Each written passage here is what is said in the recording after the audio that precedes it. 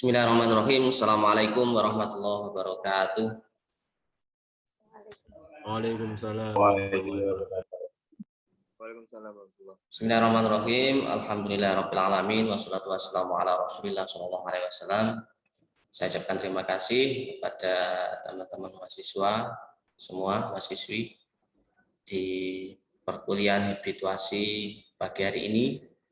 Namun sebelum kita mulai, mari kita berdoa kepada Allah Subhanahu wa taala. Semoga perkuliahan hari ini kita diberikan ilmu yang bermanfaat dan semua urusan kita dimudahkan oleh Allah Subhanahu wa taala. Berdoa mulai.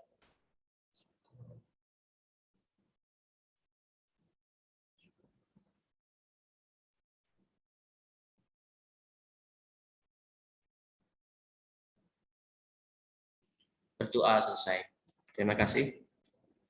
Berikutnya kita lanjutkan tilawah pagi hari ini ya. Saya berikan kesempatan untuk memimpin tilawah kepada Pak Joni. Apakah bisa? Iya, siap Ustaz. Oke, nanti saya minta tolong yang menerjemahkan adalah Mbak Sylvia ya. Gitu. Kita bergilir. Untuk itu saya persilakan teman-teman semua untuk mengambil mushafnya terlebih dahulu ya. Mushaf digital juga boleh, mushaf manual juga boleh. Terakhir kita sampai ayat berapa? Masih ingat teman-teman?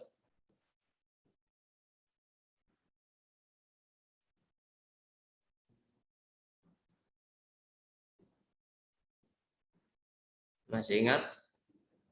Atau sudah lupa?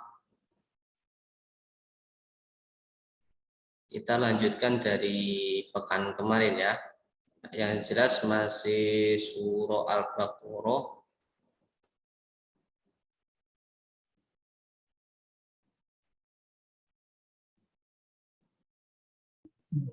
Ayat surat berapa? Ayat berapa?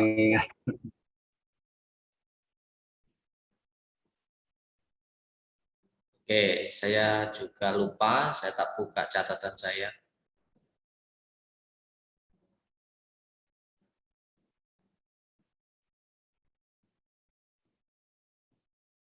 Oh ya, kita lanjutkan kalau pertemuan sebelumnya yakni 61 ya. Berarti jadi sekarang dimulai 62 sampai 69 halaman 10. Surah Al-Baqarah. Halaman 10 ya. Silakan teman-teman dibuka mushafnya. Jika sudah siap dapat dimulai Pak Joni monggo.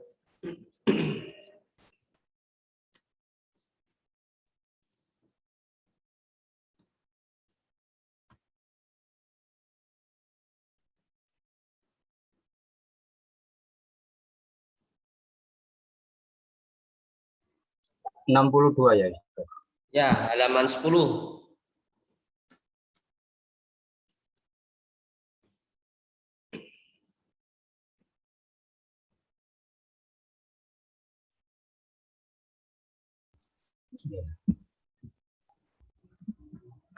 A'udzu billahi minasy syaithanir rajim. Bismillahirrahmanirrahim. Innal ladzina amanu wal ladzina hadu wan nasara was-sabiina man amana billahi wal yawmil akhir wa amila salihan falahum ajruhum inda rabbihim wala khawfun alaihim wala hum yahzanun. وإذا أخذنا مثلكم ورفعنا فوقكم الطور خذوا ما آتيناكم بقوة واذكروا ما فيه لعلكم تتقون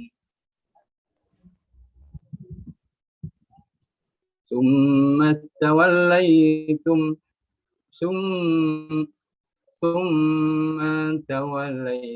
من بعد ذلك فلولا فضل الله عليكم ورحمته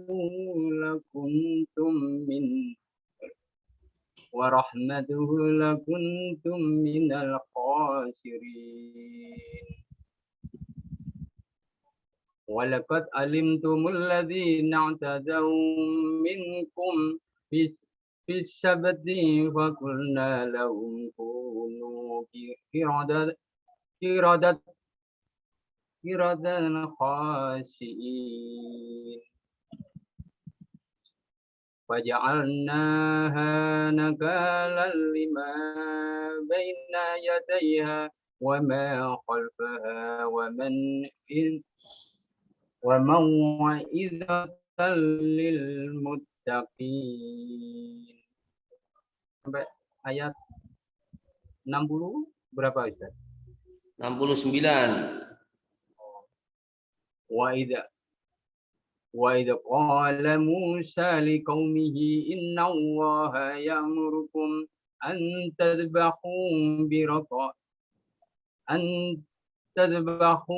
بقرة قالوا أتتخذنا هزوا قال أعوذ بالله أن أكون من الجاهلين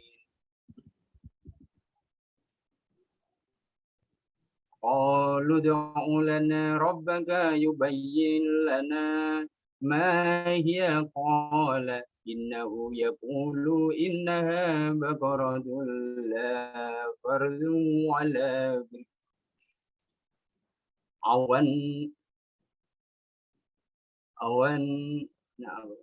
أون بين ذلك فافعلوا ما تؤمرون قالوا ادع لنا ربك يبين لنا ما لونها قال إنه يقول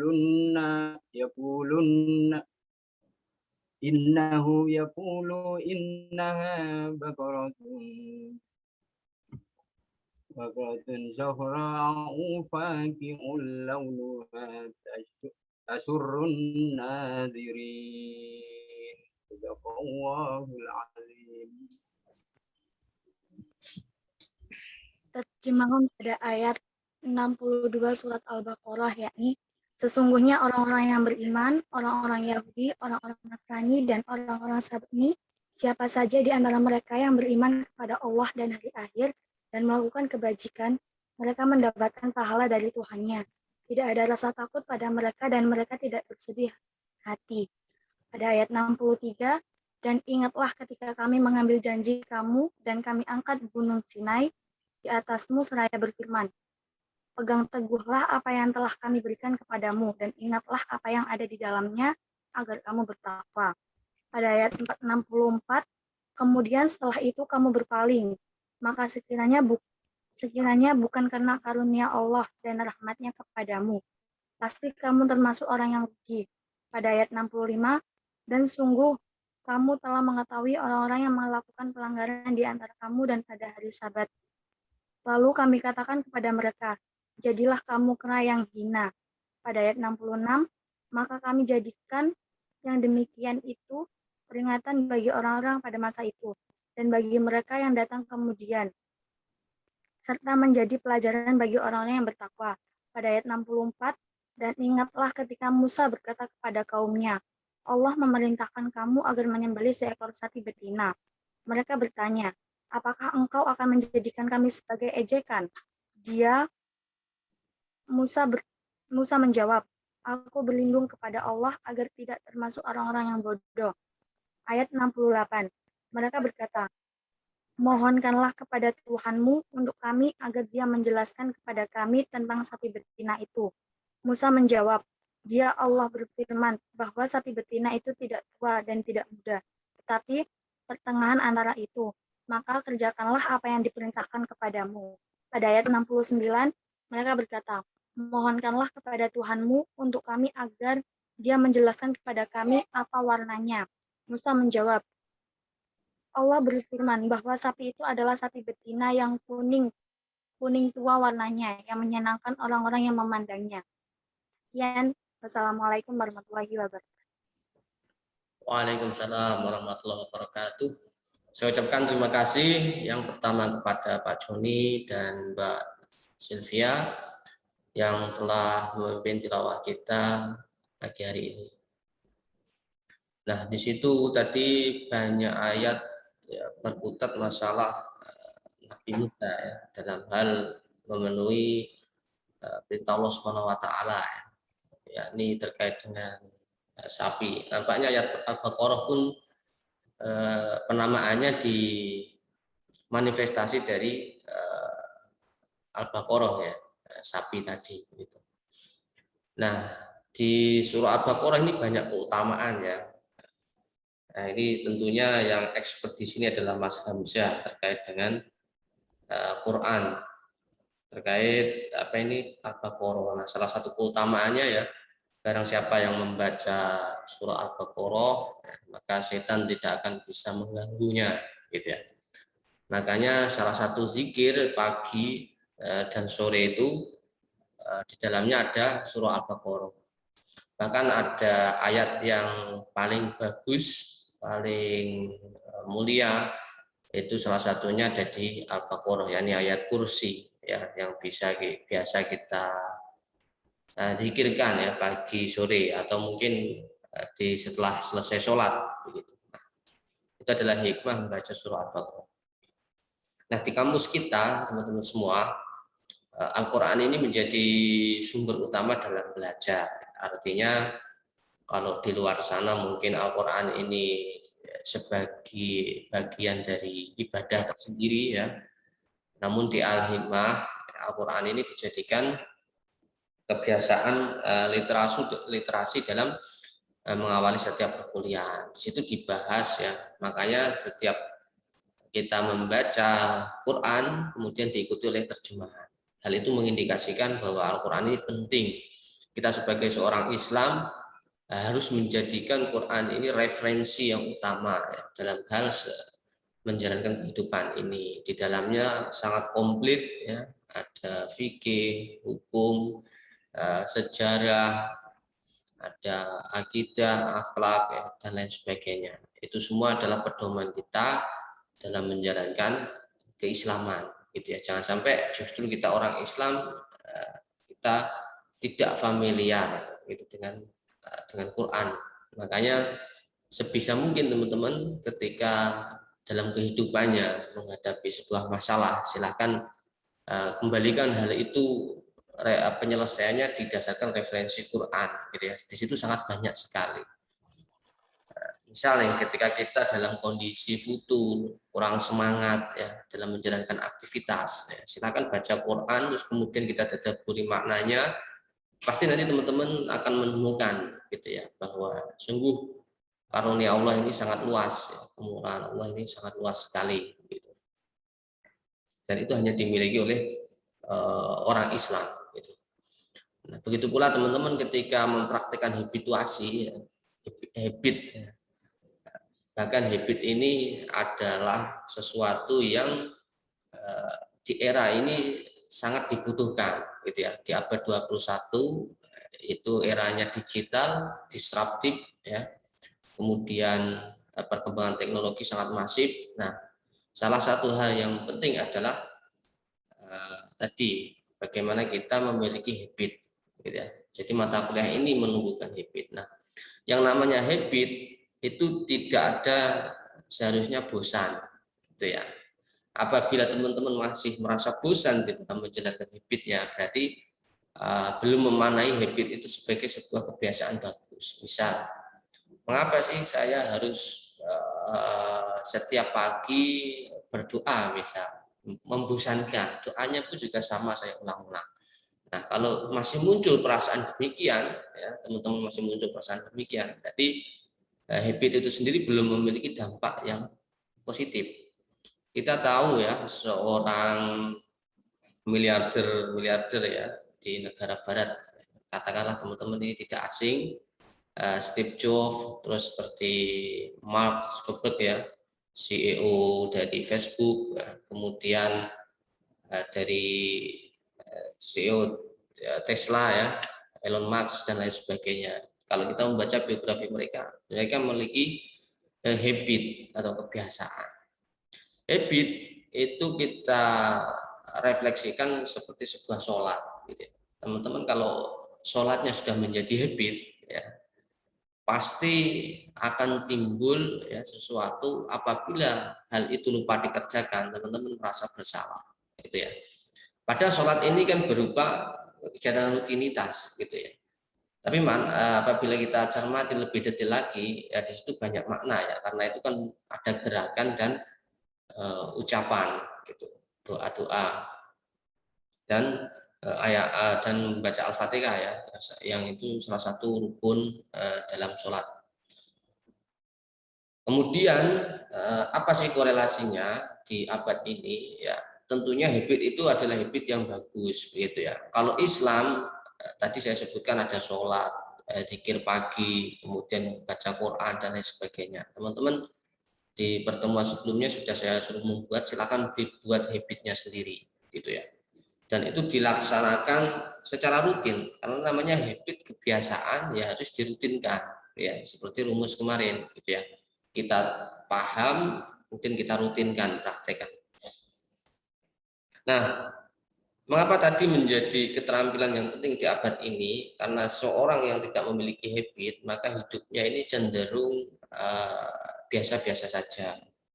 Yang dimaksud biasa saja ini, kalau saya mengatakan bahasa Jawanya ini lempeng-lempeng saja, gitu ya, nggak ada target, nggak ada motivasi berprestasi, kemudian tidak ada target dalam dirinya, gitu ya. Hidupnya ini cenderung datar, gitu ya. Misal di semester 1 ini apa sih target yang ingin saya kejar, gitu. Teman-teman harus bisa merumuskan sendiri. Misal saya harus menghantamkan 5 novel ya, 5 novel, nggak apa-apa. Nah, itu berarti kan target. Dalam membaca pasti teman-teman mendapat namanya insight atau ilmu baru, gitu ya. Begitu pula dengan ilmu-ilmu yang lainnya. Saya ingin mendalami ilmu fikih wanita. Misal ada yang teman-teman merasa kurang di fikih wanitanya, gitu ya. Saya akan dalami, gitu ya, sehingga saya bisa mempraktekkan dalam pribadi saya seorang muslimah, gitu. Atau mungkin ilmu-ilmu yang lainnya. Itu dihabitkan, gitu ya. Makanya di semester 1 ini kalian harus memiliki habit. Nanti di semester 2, 3, 4, 5, 6, 7, 8 habit itu sudah sangat terasa, gitu ya. Tentunya didasarkan pada target masing-masing. Nah, hari ini nanti setelah saya akan presentasi menyampaikan materi hari ini, kemudian nanti saya akan tunjukkan salah satu ya, tentunya tidak semuanya karena terbatas waktu.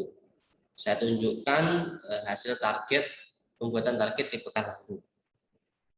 Nah, Ustadz saya belum mengerjakan, tidak apa-apa ya. Seperti pertanyaan Pak Juni tadi, yang belum mengerjakan tetap saya tunggu nanti sebisanya. Yang penting jangan tidak mengumpulkan, ya, tetap mengumpulkan, ya. Karena itu akan menjadi bagian dari ketuntasan nilai perkuliahan ini.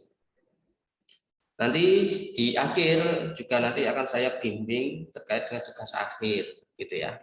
Bimbingnya secara bergantian karena memang banyak ya, mahasiswanya banyak, jadi tak mungkin kalau satu langsung selesai semua, ya nanti yang lain kasihan. Makanya setiap pertemuan nanti bimbingannya gantian. Tetapi esensi dari ilmunya sama. Misal kemarin saya contohkan cara membuat judul yang menarik begini. Nah, itu berlaku di teman-teman juga ketika sama-sama membuat novel. Cara mengawali kalimat seperti ini, gitu. Jadi sama ya. Oh ya, baterai saya habis, saya nyolokan charger dulu.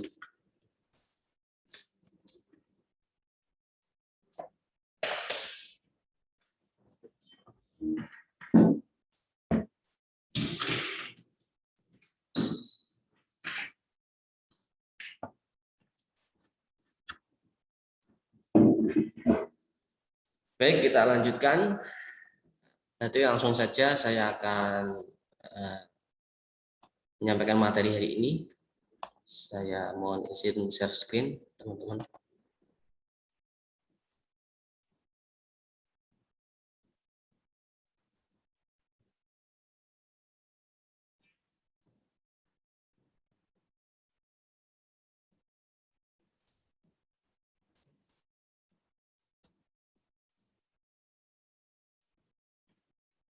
Baik, apakah sudah nampak Mbak Zahra? Sudah tampak, Nampak, Ustaz. Ustaz. Oke, alhamdulillah. Oke, baik, kita langsung ya. Baik, teman-teman semua, saya coba slide show-kan. Semoga nampak.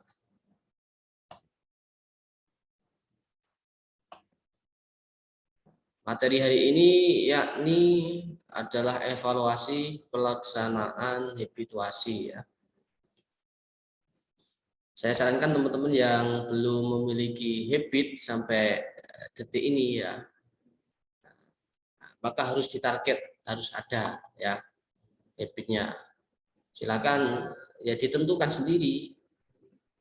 Kalau saya dulu itu habitnya ya, yang pertama yakni berkaitan dengan prinsip hidup gitu ya. Nah, saya sebagai seorang Muslim ya, setiap pagi saya membaca Quran, misal seperti itu. Jadi sebelum mengawali aktivitas diawali dengan membaca Quran atau dengan zikir atau dengan yang lainnya gitu ya. Itu mengiringi setiap harian kita. Nah, tujuan pembelajaran hari ini yang pertama yakni teman-teman bisa mengevaluasi ya. Makanya tadi syarat bisa mengevaluasi yakni memiliki habit terlebih dahulu.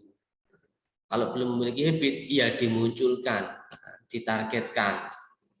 Kalau sudah dilaksanakan kemudian fluktuatif naik turun, hari ini dilaksanakan, besok enggak dilaksanakan, kemudian besoknya lagi dilaksanakan, berarti itu fluktuatif naik turun. Nah, itu perlu dievaluasi berarti. Ini adalah tujuan yang pertama. Kemudian mahasiswa mampu mengaplikasikan prinsip evaluasi, minimal bisa mengevaluasi dirinya sendiri. Yang ketiga, mampu menemukan berbagai masalah hambatan. Ya, teman-teman pasti memiliki yang namanya masalah dan hambatan. Ya. Kalau diklasifikasikan berdasarkan sumbernya, masalah tersebut ada dua ya. Masalah yang pertama adalah internal, bersumber dari diri sendiri. Yang kedua, masalah eksternal ya dari luar diri kita. Masalah dari dalam, contohnya yang pertama yakni malas, ya, suka rebahan, suka menunda-nunda pekerjaan, itu yang bersumber dari dalam diri sendiri, gitu ya. Futur, ya, tidak memiliki target, kemudian apa ya, banyak nyantainya ya daripada seriusnya, ya itu termasuk juga. Apakah nggak boleh nyantai? Boleh ya, tetapi porsinya perlu diatur. Masalah eksternal, ya bisa saja mungkin pagi waktunya ngaji disuruh ibu belanja, nah itu kan faktor eksternal, nah, jadi harus dikendalikan itu. Misal waktunya belajar ternyata adik rewel disuruh ngomong, misal misal seperti itu, nah, berarti itu faktor eksternal. Atau mungkin waktunya kuliah ternyata listrik kok padam, ya berarti itu faktor eksternal. Kalau eksternal, saya kira mudah diselesaikan. Ya. Yang susah itu adalah faktor internal dari dalam diri kita sendiri. Seperti yang disampaikan oleh Umar bin Khattab ya, bukan Umar, Nabi Muhammad ya, tepatnya setelah perang Badar. Nah, Mas, apa ini kita sebenarnya hijrah dari perang kecil menuju perang yang lebih besar. Kemudian sahabat bertanya, bukankah ini adalah perang yang terbesar? Ya Rasulullah begitu. Intinya begitu ya. Tidak, masih ada satu lagi. Nah, apa itu? Ya ini adalah perang melawan diri kita sendiri. Nah, itu adalah yang paling besar. Makanya nilainya sama dengan jihad ya, ketika kita bisa perang melawan diri kita.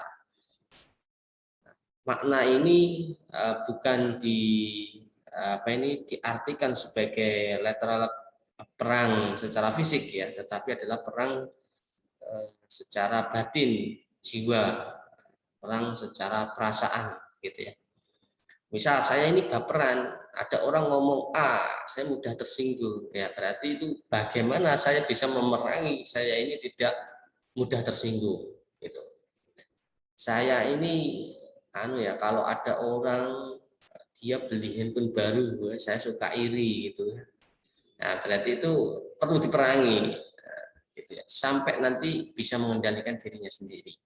Sampai kita bisa sadar bagaimana ini baik saya lakukan gitu. Oh, ini buruk, nggak usah diucapkan lah, nanti melukai perasaan teman saya gitu. Sampai akhirnya nanti bisa memikirkan sampai sedetail itu gitu ya, teman-teman. Misal teman-teman mau mengatakan A, oh iya, kalau saya katakan nanti si B akan terluka hatinya atau merasa tersinggung. Oh, jangan sampailah, nggak usah saya katakan sampai begitu.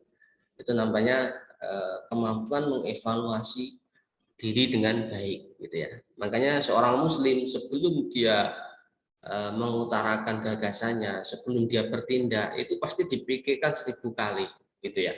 Apakah ini merugikan orang, apakah ini menyakiti hati orang, apakah ini mengambil hak orang lain, apakah ini mendolimi orang lain begitu. Itu adalah orang Islam. Makanya kita efek habituasi ini kita bisa seperti itu. Kita bisa merasa demikian. Nah, kalau itu belum muncul, ya berarti perlu dimunculkan. Ustadz, ya, saya ini sebenarnya tahu ya kalau menggunjing teman itu dilarang dalam Islam. Nah, itu bagus. Tetapi seringkali saya ini tergelincir ya. Di pikiran mengatakan tidak, tapi memang asik-asik ya ngobrolin orang gitu ya. Dengan sambil ngopi, kemudian ngobrol ngalor ngidul gitu. Nah, itu jangan sampai demikian gitu ya. Makanya kan ada seorang penyair puisi kalau nggak salah ya, mengatakan bahwa hati ini tidak bisa kita bohongi gitu ya. Kalau dia mengetahui itu baik, sebenarnya hati kita mengatakan baik, ya. Tetapi yang membuat itu tidak baik ya, kita ini terlanjur tidak mau berpikir ulang terkait dengan suara hati tersebut. Misal nih, suara hati mengatakan, oh iya, saya ucapkan sajalah ya, daripada nanti dia bingung gitu. Misal demikian, ya maka diucapkan. Jangan kebalikannya. Suara hati mengatakan tidak, tapi fisik ya, mulut, tangan dan tindakan kita mengarah ke iya. Nah, itu berarti kebalikan. Makanya itu tidak bisa dibohongi ya, suara hati atau jiwa kita ini sebenarnya tidak bisa dibohongi. Dia sudah tahu mana yang baik, mana yang benar gitu. Nanti efek yang ketiga sesuai tujuan ini adalah itu. Yang keempat ya, kita bisa menyelesaikan atau mencari alternatif dari berbagai penyelesaian yang ada.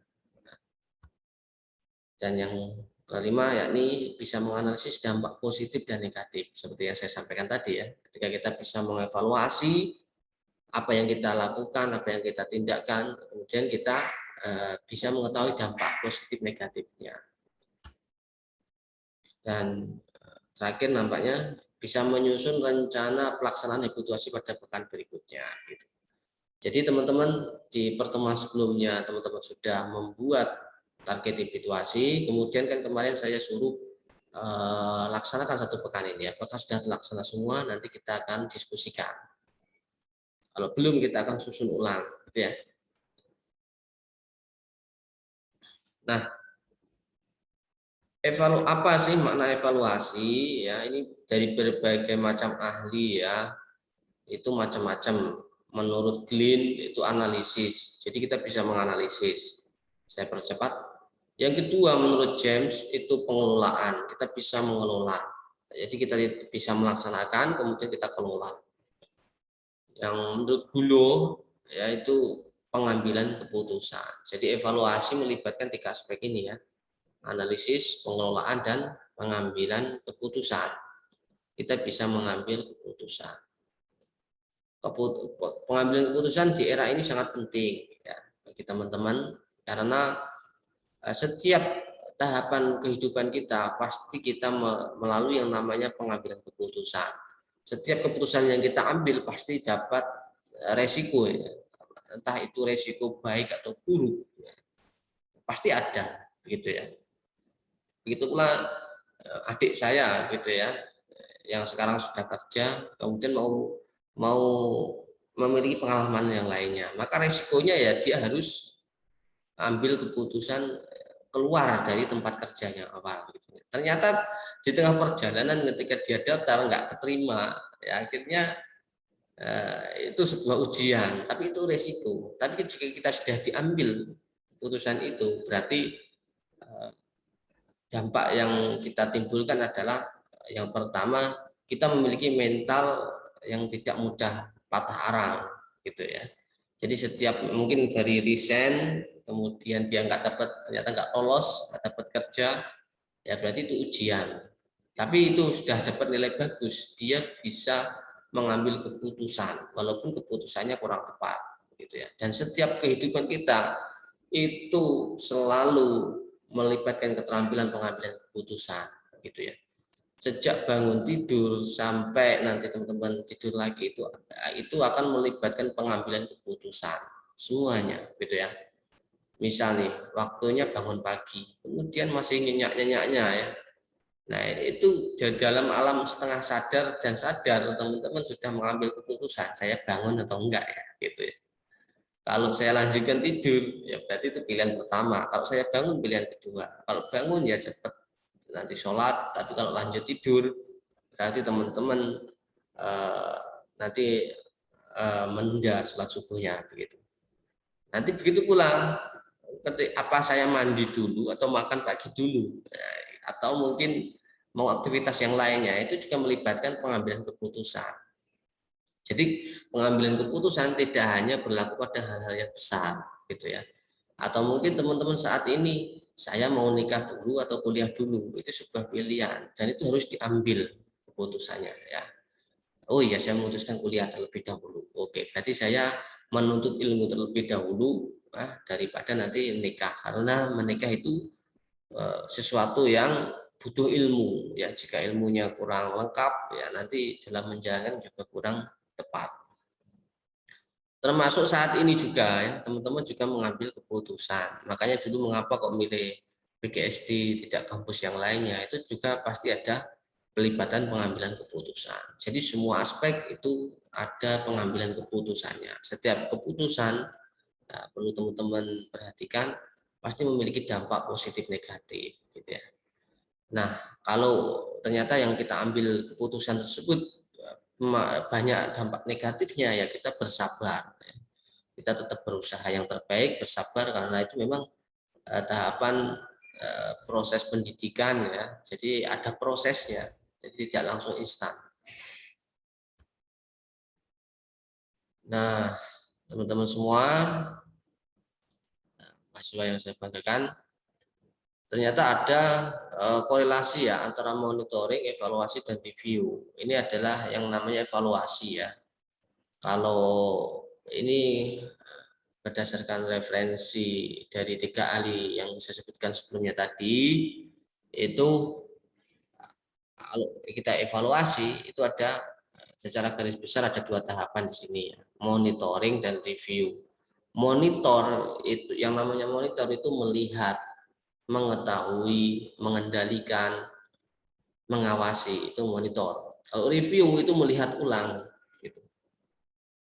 Makanya di sini kan formulasi dari ya ukuran indikator sukses, yaitu ditentukan di awal. Makanya di teman-teman ketika merumuskan mata kuliah ini, silakan ditentukan indikator sukses dalam mata kuliah ini apa, gitu ya. Misal dari segi nilai, saya tulis saya target mata kuliah habituasi ini nilai saya adalah A. Jadi ditulis itu di buku nilai A. Kemudian diturunkan indikatornya untuk mencapai A itu apa? Ya, kemudian diturunkan atau di breakdown ya.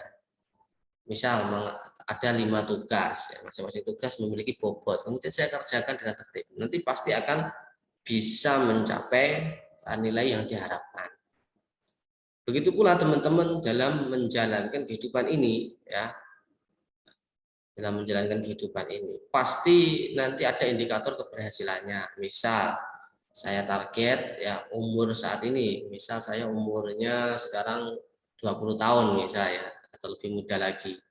Di umur ini tangga keberhasilan saya adalah satu, saya berprestasi di kejuaraan apa gitu.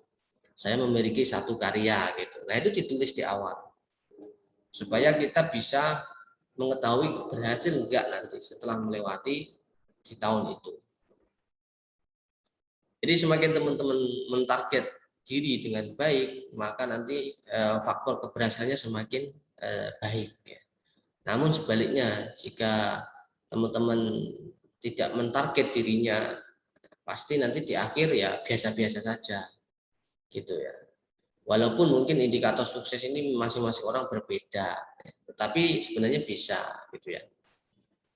Ya, kalau ini dihubungkan dengan dunia, ya berarti ya aspeknya bisa berupa material, ya, berupa capaian apa ini akademik dan lain sebagainya. Tapi kalau akhirat, berarti indikatornya adalah nanti ya ini ibadah kepada Allah Subhanahu Wa Taala. Karena memang tujuan kita hidup di dunia ini ibadah.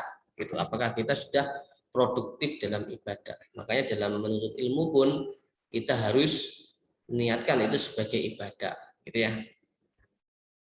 Jadi evaluasi dan monitor dan review, melihat ulang, menganalisis. Kita percepat. Kemudian tujuan evaluasi ya, yang pertama yakni untuk menjamin kualitas. Apakah sesuai dengan yang ditargetkan kualitas tersebut, gitu ya. Yang kedua untuk mengembangkan kualitas. Kalau sudah dijamin kualitasnya, ya baru nanti ditingkatkan hasilnya. Yang ketiga menyelesaikan masalah, itu tujuan evaluasi, gitu ya. Dan aspek evaluasi tidak hanya ada di habituasi ya, semua aspek kehidupan seperti pengambilan keputusan tadi itu setiapnya pasti ada yang namanya masalah. Kita percepat. Nah, ini ya. Tadi ada dua aspek ya teman-teman. Nah, di sini evaluasi itu ada dua kata kunci. Yang pertama adalah akuntabilitas, pertanggungjawaban kualitas. Yang kedua adalah meningkatkan kualitas. Kalau teman-teman dirinya merasa sudah berkualitas, ya berarti itu sudah bisa menanggung kualitas. Nah, kalau merasa belum, ya kita tingkatkan. Ya. Nah, kita tingkatkan. Misal saat ini, apakah sesuai yang saya harapkan di tangga keberhasilan saya? Kalau belum, ya saya tingkatkan. Gitu. Ini inti dari tujuan dari evaluasi tadi, gitu ya. Nah, ini anu ya, evaluasi ini nanti hasilnya adalah program, kebijakan dan inisiatif. Nah, evaluasi ini bisa yang namanya meningkatkan ya pengambilan keputusan, membandingkan. Nah, ini cara ringkasnya ya. Banyak sekali ya. Teman-teman bisa apa ini mempraktekkan salah satunya. Misal saya melihat diri saya sendiri atau mungkin mengevaluasi diri dengan bertanya ke apa ini ke ibu, apakah saya ini sudah bagus gitu? Sudah, berarti sesuai.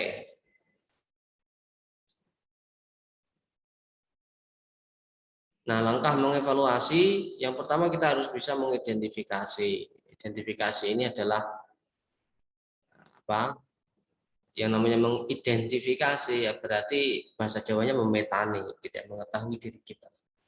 Karena kaitannya dengan habit, maka harus diri kita sendiri yang mengevaluasi. Kok bisa Ustadz saya yang melakukan, saya yang merencanakan, kok saya sendiri yang mengevaluasi? Memang demikian, gitu ya. Karena masing-masing diri kita ini bertanggung jawab terhadap apa yang kita lakukan. Gitu. Makanya setiap orang dari kita mempertanggungjawabkan masing-masing. Maka kita harus bisa mengevaluasinya. Yang kedua, kemudian kita klasifikasikan, ya teman-teman. Misal tadi saya kok hari ini bisa menjalankan habit, besok nggak bisa. Ya kita klasifikasikan.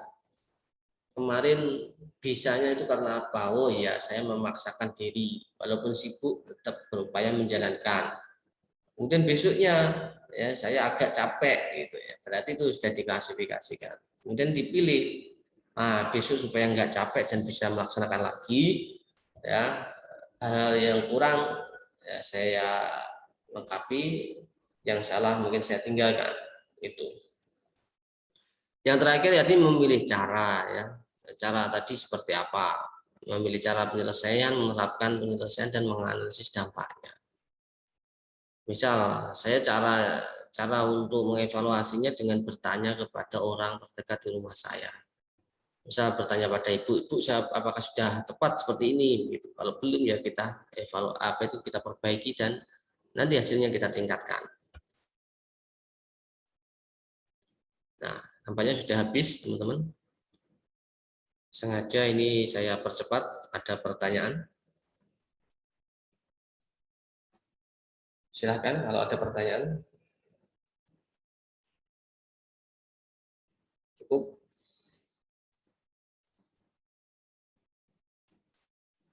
Kalau cukup saya akan tunjukkan salah satu dari tugas pekan kemarin ya, tidak semuanya.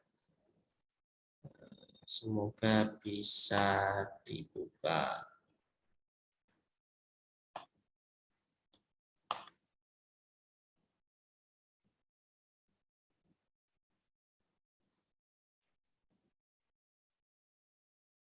Namun jika teman-teman masih ada pertanyaan, saya persilakan ya, atau mungkin mengonfirmasi atau memberi info juga boleh. Sambil saya membuka terlebih dahulu.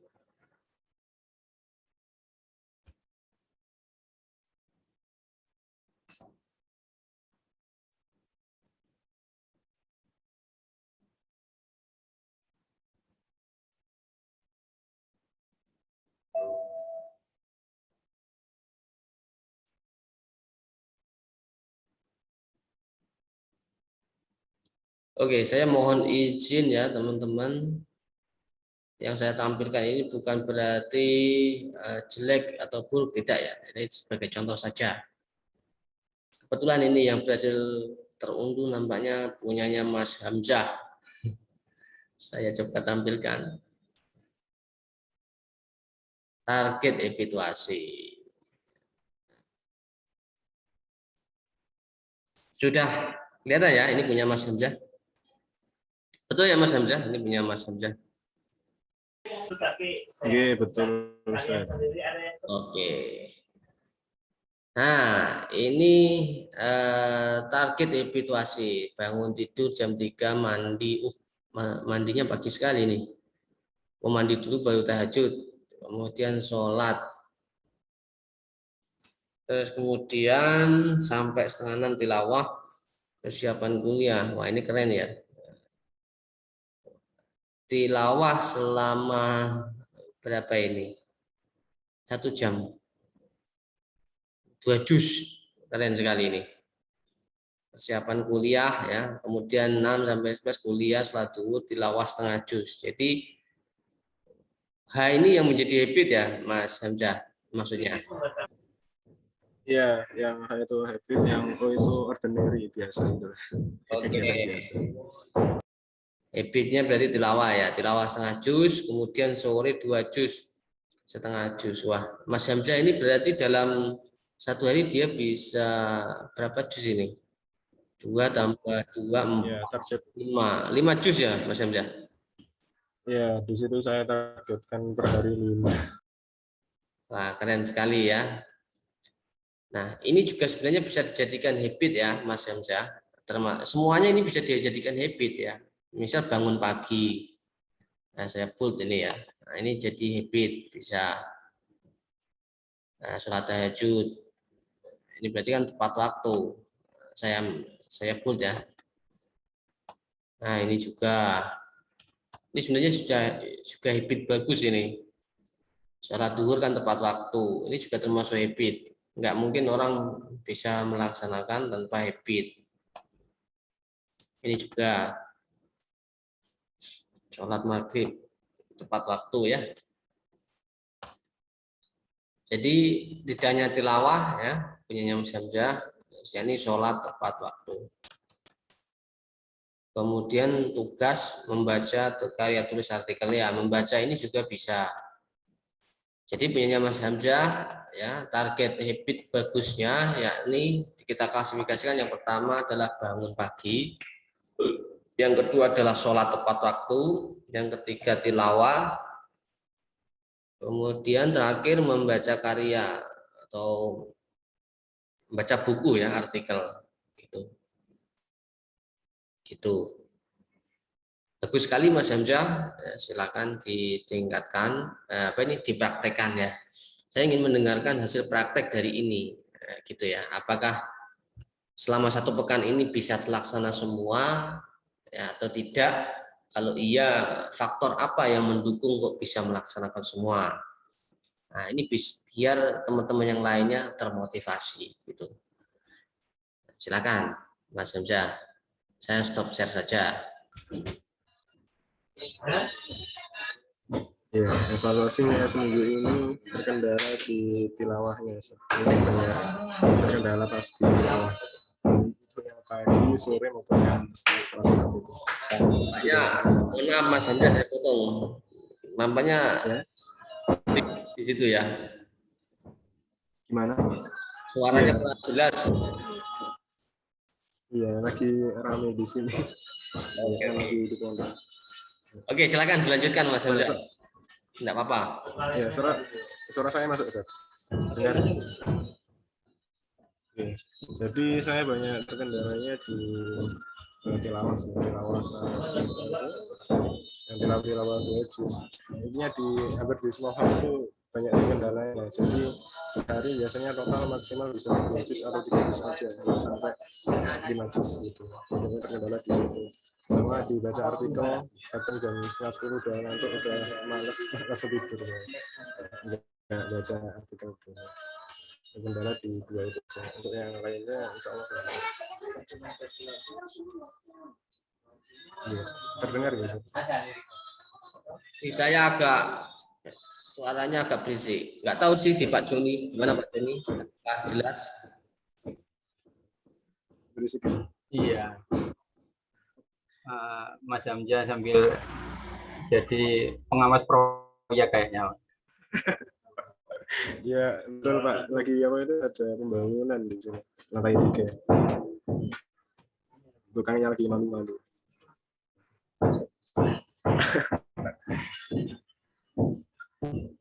Apa saya ketikkan aja Ustaz? Oke, ya diketikkan boleh. Baik, itu ya dari Mas Hamzah, bagus sekali, bisa menginspirasi. Mungkin dari teman-teman yang lainnya ada pertanyaan untuk Mas Hamzah, saya persilakan.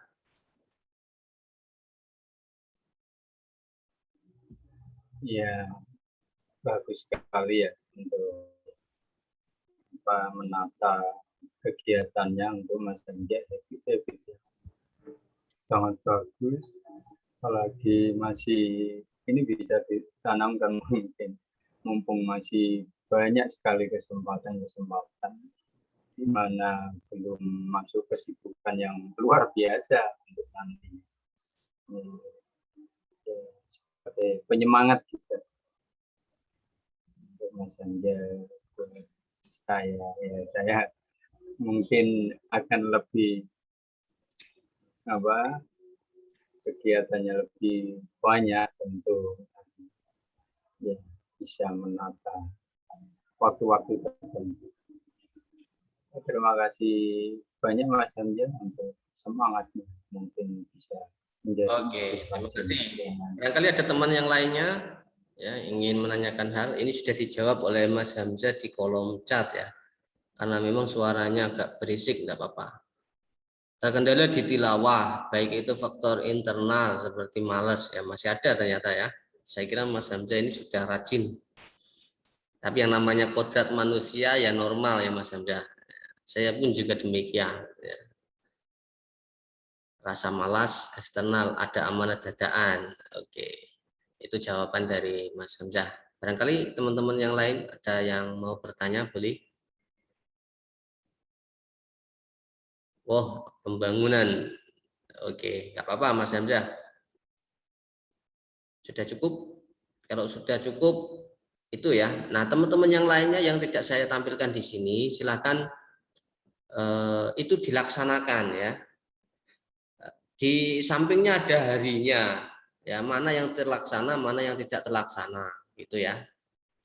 Jadi pekan depan lagi kita coba sharekan ke yang lainnya. Misal hari Senin terlaksana, hari Selasa enggak. Jadi tinggal ditambah harinya. Dikasih kolom ya paling kanan.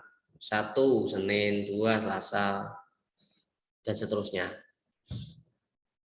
Targetnya sudah bagus tadi, tinggal nanti pelaksanaan 1 pekan ke depan. 1 pekan ke depan kita akan banyak diskusi ya. Nanti teman-teman yang lainnya akan saya berikan kesempatan. Hari ini saya akan coba bimbing lagi ya, mumpung waktunya masih ada, terkait penuntasan tugas akhir, yakni membuat publikasi. Saya coba unduh. Ini punya siapa ini?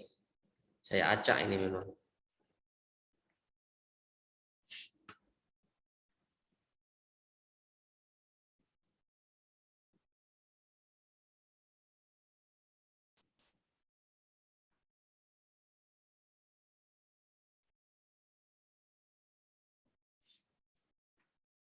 Oke, saya tampilkan ya.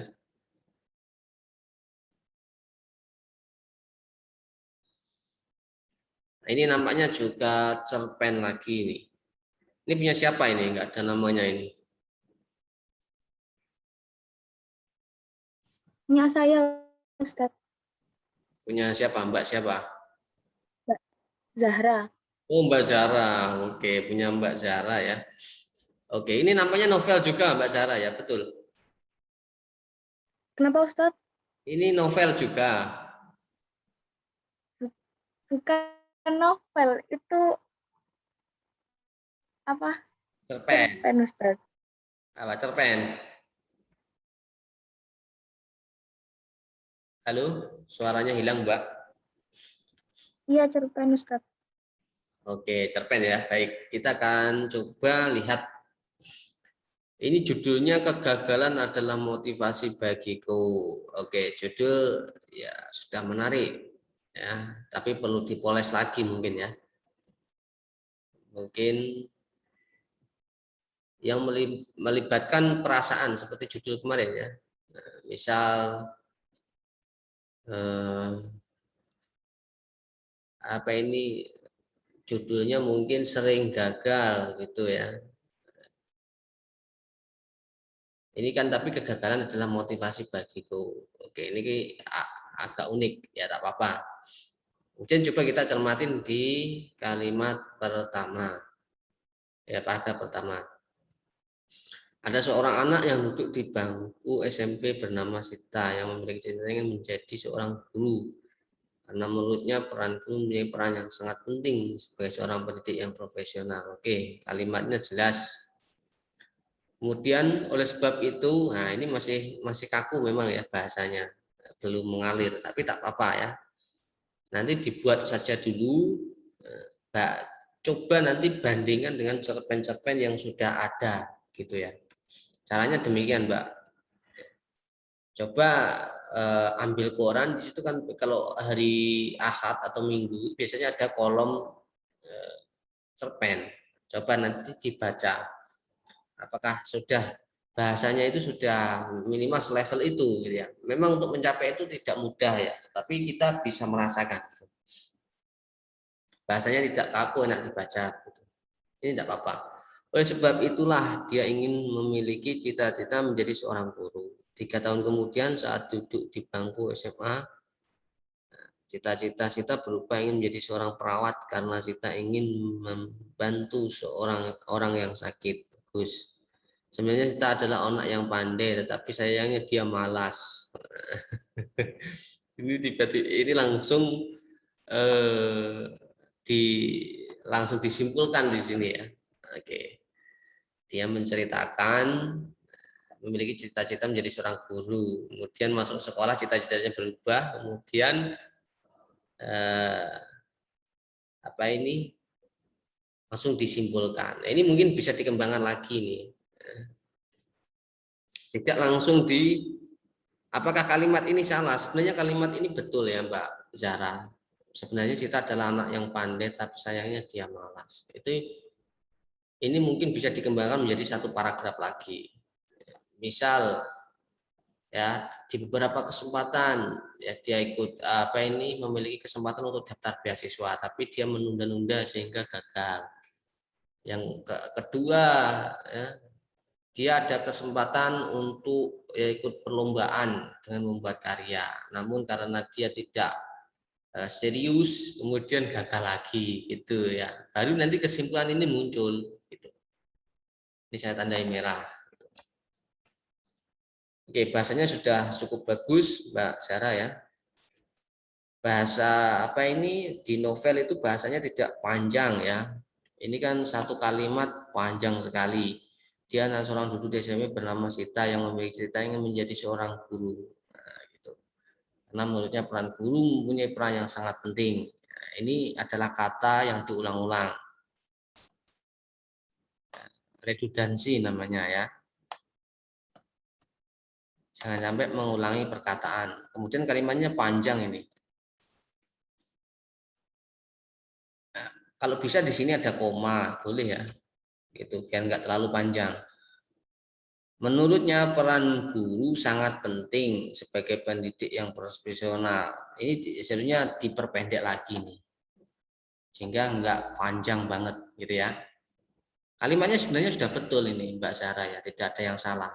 Tapi ketika orang membaca itu panjang sekali gitu ya. Panjang sekali. Ini saya merahin supaya mungkin nanti bisa diperbaiki. Oleh karena itulah ya, ini dikasih koma. Dia ingin memiliki cita-cita menjadi seorang guru. Bagus. Ini kalimatnya pendek, bagus. 3 tahun kemudian saat duduk di bangku SMA, cita-cita Sita berubah, ingin menjadi seorang perawat karena Sita ingin membantu orang yang sakit. Bagus. Bagus ya. Ini tinggal dikembangkan lagi Mbak Sarah. Kemudian di saat SMA, nah, ini harus dipisah. Karena ini kan menunjukkan di ini bukan kata kerja ya, tapi merupakan kata yang menunjukkan tempat di saat ya D-nya dipisah. Saya SMA selama pandemi. Nah, saat dan selama ini hampir sama ya. Pilih salah satu. Ini saya bold ya. Kurang lebih 2 tahun dia sekolahnya daring atau belajar dari rumah sehingga memiliki banyak waktu senggang. Nah, titik seharusnya di sini titik ya. Waktu belajar pun dia sering meremehkannya. Ini kan panjang ini. Makanya mengapa saya harus titik tadi. Ini panjang. Oh, ternyata sampai sini. Ini dipecah dari beberapa kalimat Mbak Zara ya. Ini satu paragraf tapi berisi satu kalimat. Kalimatnya sangat panjang. Kalimat yang bagus ya, boleh aktif maupun pasif, SPOK ya, subjek, predikat, objek itu yang normal. Tetapi kalau kalimatnya berkembang banyak seperti ini ya nanti pembaca akan susah memahami gitu ya. Waktu belajar pun dia sering meremehkannya, sering menunda-nunda pekerjaan. Nah, mungkin ini bisa dipecah gitu ya, ditunjukkan gitu.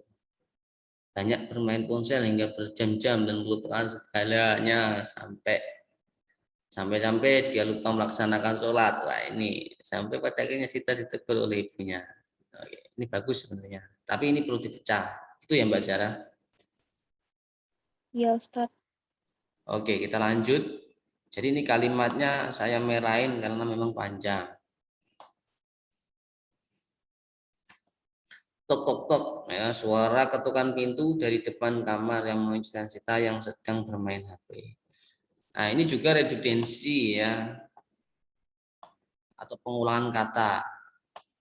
Kata yang sama diulang-ulang muncul di dalam satu kalimat. Jangan sampai ini ya, suara ketukan pintu dari depan kamar yang mengejutkan Sita yang sedang. Nah, ini kan bisa diringkas. Depan kamar mengejutkan Sita yang di depan kamar mengejutkan Sita gitu. Nah, apakah kau sudah melaksanakan sholat duhur? Nah, ini apakah panggilan kau ini apakah memang murni seperti ini ya? Antara ibu dan anak. Saya bold supaya enak dibaca. Caranya ya, teman-teman, tidak hanya untuk Mbak Sarah. Silahkan coba cari satu contoh cerpen ya. Satu contoh cerpen. Coba baca sampai selesai, kemudian coba bandingkan punya teman-teman yang telah dibuat gitu ya, enak mana. Itu cara yang paling mudah gitu biasanya ya. Kemudian analisis ya dari cerpen tersebut. Di paragraf pertama dia menceritakan pengantar, nah, misalnya. Nah, teman-teman dapat komentari banyak di internet itu ya. Teman-teman bisa komentari di sampingnya. Oh, ini pendahuluan. Oh, ini aspek apa ini mulai masuk ke kebiasaan gitu. Nah, ditandai di sampingnya. Bisa dengan komen seperti ini ya. Kalau itu novelnya berupa novel dalam word seperti ini bisa. Tapi kalau misal teman-teman menemukan di cerpen, atau di cerpen di koran, ya tidak masalah. Ya sebenarnya tidak masalah.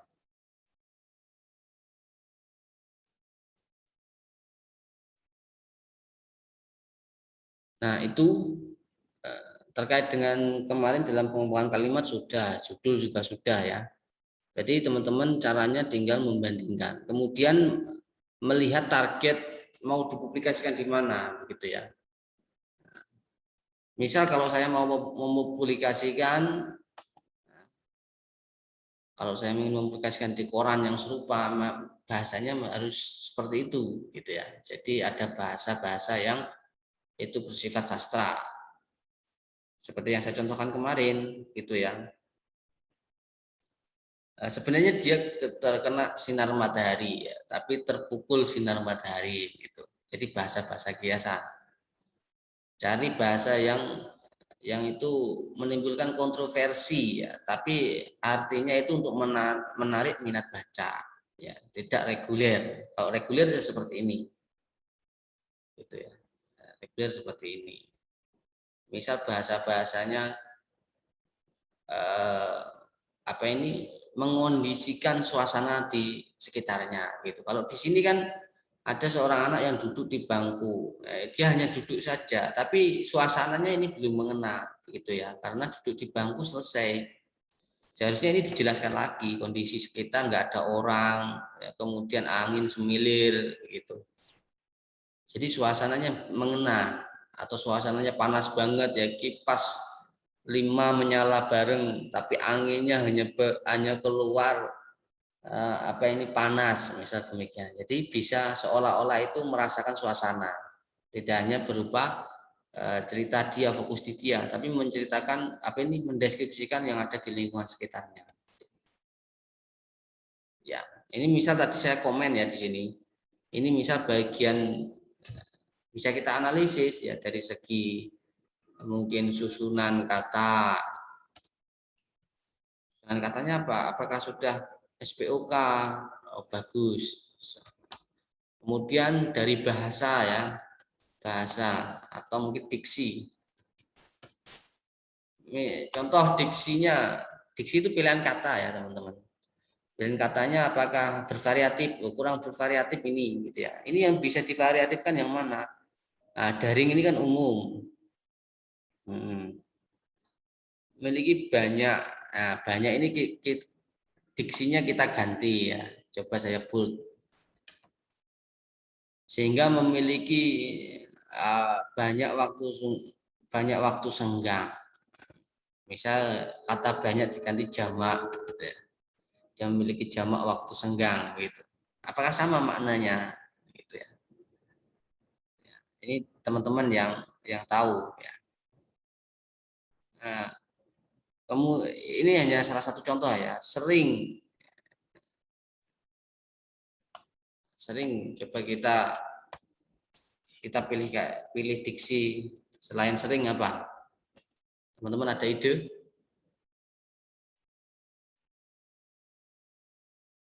Memilih sering. Nah, silakan teman-teman jika punya ide. Ini bisa persamaan ya. Persamaan katanya apa sering?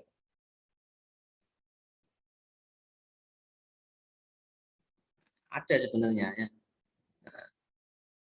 Sering itu mungkin waktu belajar pun dia sering, berarti kerap kali dilakukan, mungkin bisa saja gitu ya. Jadi pilih bahasa diksi yang bervariatif. Kemudian setelah aspek diksi, kemudian alur cerita. Alur ceritanya apakah ini tahap pengenalan, apakah dia tahap mulai konflik gitu ya, atau kamu tahap mulai klimaks ya. Klimaks itu puncak ya, misal kondisi itu apakah dia anti klimaks, sudah mulai menurun gitu. Ini untuk punyanya Mbak Zara ya. Untuk yang lainnya dikembangkan. Yang jelas Mbak Zara harus melihat ini mau dipublikasikan di mana terlebih dahulu gitu ya. Dengan melihat contoh di situ. Misal saya mau publikasikan di koran Republika. Nah, saya contoh baca yang novel di situ, cerpen di situ. Apakah ini hampir sama gitu. Kalau memang hampir sama bagus. Nanti peluang lolosnya besar. Tapi kalau kurang perlu kita perbaiki. Itu untuk perkuliahan hari ini. Ada pertanyaan, saya persilakan terkait pembimbingan tadi atau serangkaian kuliah hari ini.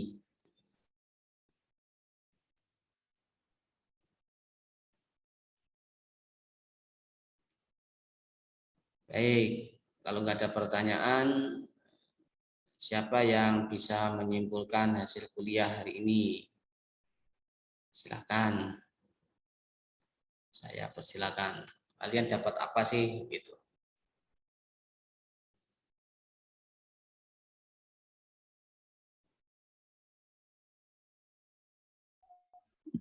Ya, Assalamualaikum warahmatullahi wabarakatuh. Oke, waalaikumsalam. Silakan Pak Joni.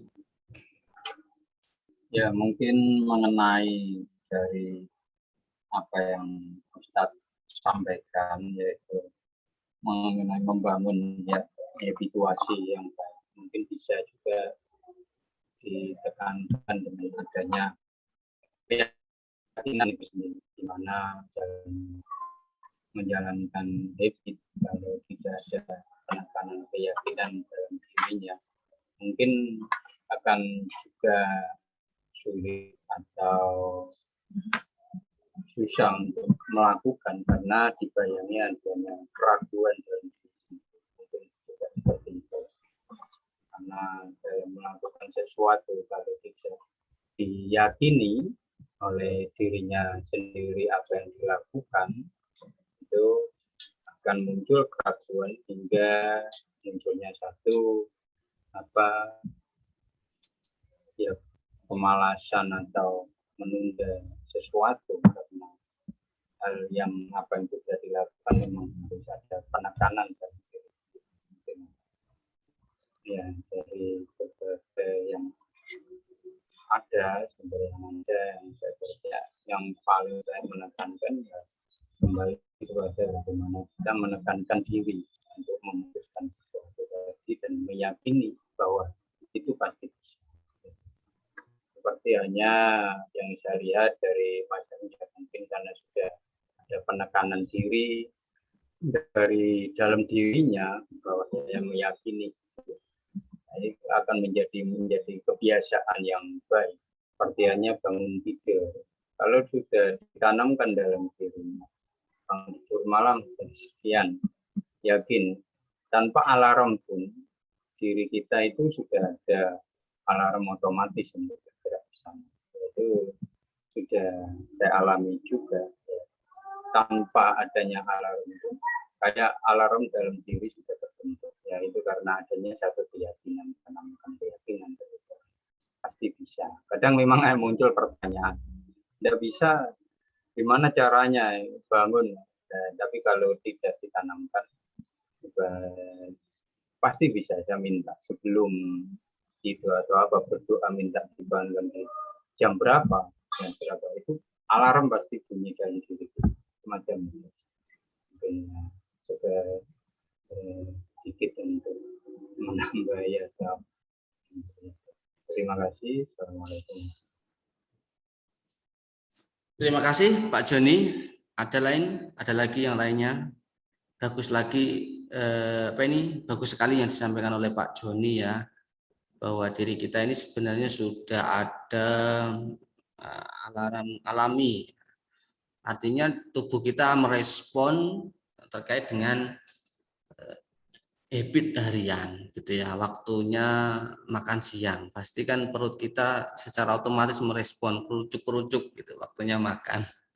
Pagi juga demikian, waktunya bangun ya otomatis bangun sendiri gitu ya, itu kalau sudah tumbuh. Tapi kalau belum ya memang agak susah gitu ya. Itu simpulan dari Pak Joni. Ada lagi yang lainnya dari mbak-mbak mungkin, silakan.